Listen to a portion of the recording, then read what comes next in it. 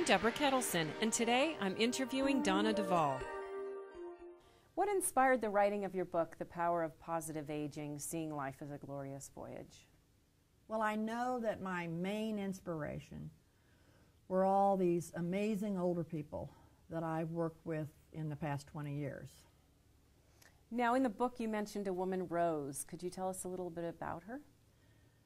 I can remember and think of Rose right now. She was diminutive compared to me, and a wonderful, bright, smiling, positive person. She entered an assisted living facility where I was doing my therapy through music groups, and she had moved to Washington, D.C. to be near her family.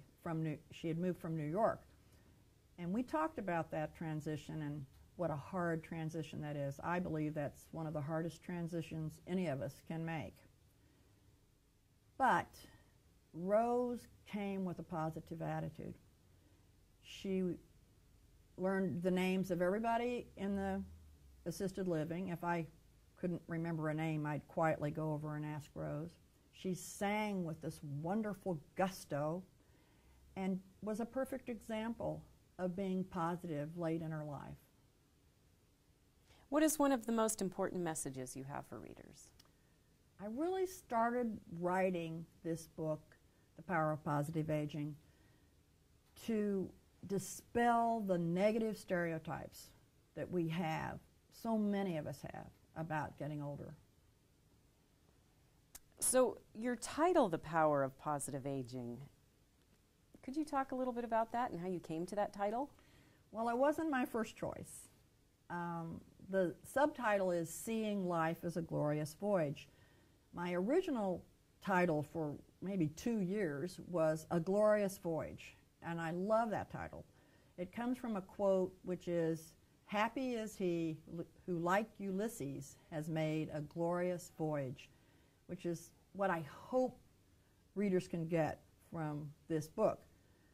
So I hung on to that title for a long time, but an elderly friend of mine named Jack said, "Donna, you can't have that title. Your book's going to end up in the travel section of a bookstore." And I thought, well, I don't want that. And then in this day of Google, I decided that I needed the word aging in the title. And now I'm happy to have the words aging and positive linked. Why is this book different than other books on aging? If you go to a bookstore in the aging section, and they do have those, you see mostly books about keeping yourself physically fit, exercise, diet, financial advice. This book is specifically about being psychologically prepared for old age. Most of us aspire to stay young. How do you feel about that? I love being older. I think that sometimes we mix up the words young and vital, and I believe that you can be old and vital. Many people seem to have fears about what they might encounter as an older person, such as illness, loss of mobility, and so on. What kind of advice might you have for someone about those fears? I think this subject of fear is somewhat universal. We may have had parents who have had tremendous challenges as they've aged, things like dementia, lack of mobility.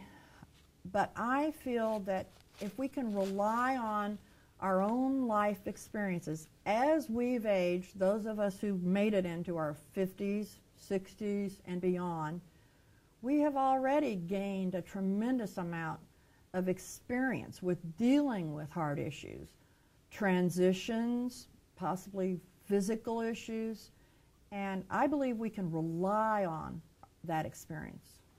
What about our aging bodies? They can be a challenge. Yes, I'm certainly aware of that. I'm 68 now myself, so I experience some of those difficulties. I would urge my readers and people to treat their bodies and look at their bodies with a little more tenderness. It's the only body we've got, and like all living things, it's going to deteriorate. That feels natural to me. Where did your positive attitudes about aging come from? I'm sure that a lot of that is working in psychotherapy with older clients. That's been my only population. I've never done marriage counseling or working with younger people. So I've only worked with people who are usually in their 80s or beyond. And it is just so encouraging to me to see someone in their 80s making changes in their behavior, working hard in therapy. Now, you had a story in your book, I believe, about a woman who was a caretaker? Yes, I can remember Daisy. She was a caretaker all of her life, was the oldest of a number of siblings, and her mother had died young, so she was used to being a caretaker. She was very good at it. Then she married, and her husband got diabetes early in their marriage, so she watched over him, took care of him. But as she got into her 80s, and that's when I met her, this caretaking was taking a toll on her. And after a hospitalization, when I was working with her, she was working on ways to change so that she could accept more help. And she succeeded. She managed to rely on her adult children, see them as more help than ever before. She was willing to hire caretakers to help with her husband. It was marvelous to see it. Why did you choose to become a therapist and work with the elderly? When I went back to school to get my master's in social work, I thought about the idea of becoming a therapist. I did not know that my population would be the elderly. But once I got my degree, my first job was to be the social worker in a retirement home in Washington, D.C. Now, the reasons were practical. It was 5 minutes from my house and half time. I had young children at the time. But it was my first chance to work with older people, and I found I loved it. I loved that population. And the other wonderful thing about that job was I worked with a gifted music therapist and learned from her how powerful music can be as a therapeutic tool. What is your practice like? Well, my practice is a wonderful combination of things I love. I get to do the psychotherapy, which I was trained to do, and I love that. It's fabulous to watch people making changes in their lives. I used to do a good bit of care management, which I also loved, which is problem solving, crisis intervention with older clients and their families. But as I've aged, I've kind of phased out of that. And then the other, one of my favorite parts of my work life is doing these therapy through music groups. Can you tell me what is one of your music therapy sessions like? My music therapy sessions with my older clients is one of the favorite parts of my work. I look forward to it. It's work, but I always get a lot out of it. I always play the piano, and we always sing.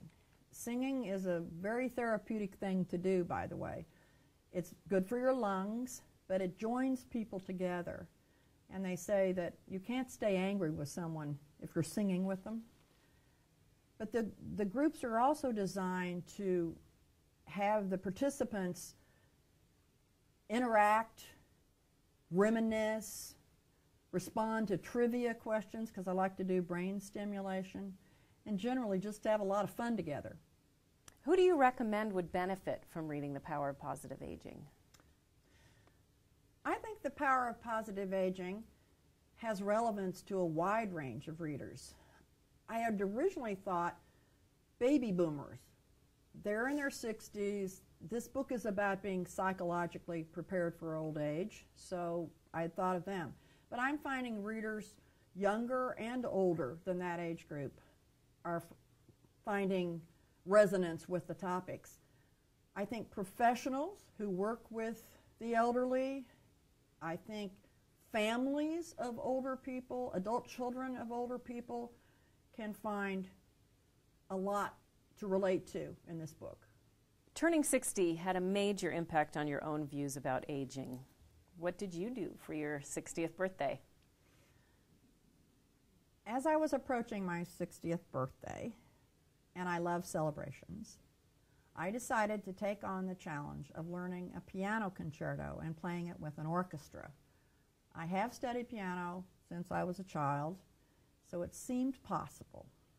So as I was working, and it took me a year and 9 months, on all those notes, I found myself thinking of myself as a member of the older generation, as I call it, moving into the country of my elders, leaving thinking of myself as younger. And I spent a lot of time talking about my mortality, so much that my husband finally said, "Enough about death already."